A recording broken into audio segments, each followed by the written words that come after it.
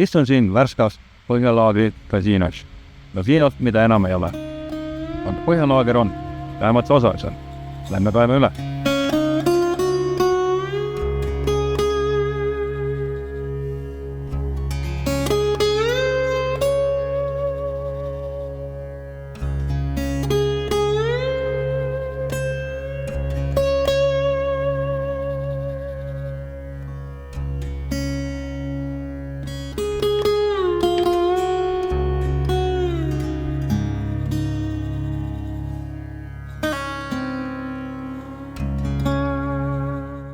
Sõdurite eluhooneteks rajatud barakid olid sõrestik konstruktsiooniga hooned.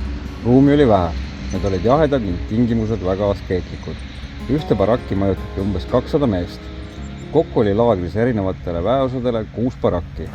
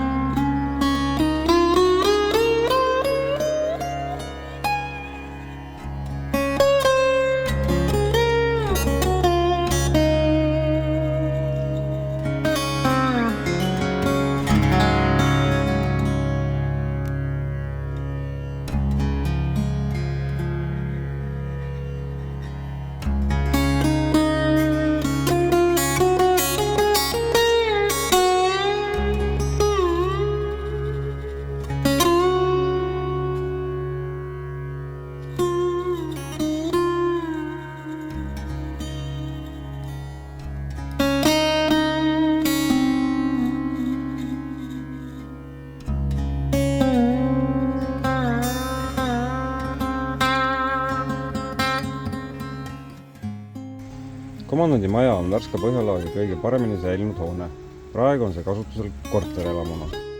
Võrsava järve kõrgele kaldale rajati 4 ohvitserile mõeldud hoonet. Neist uhkem oli tänapäevaks koopiana üles ehitatud 2. diviisi ülema Nikolai Reegi maja.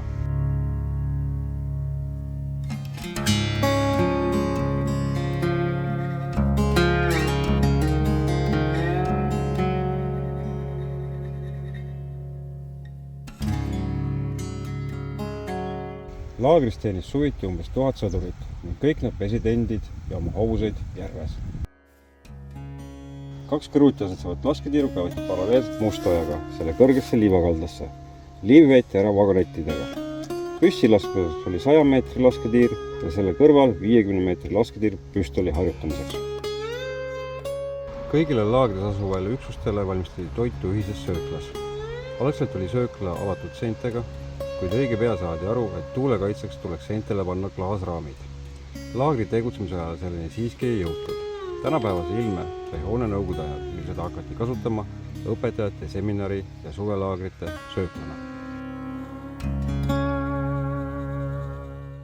Selline see siis oli Põhjalaager siin Värskas. Kui siia kanti satute, kaage perre!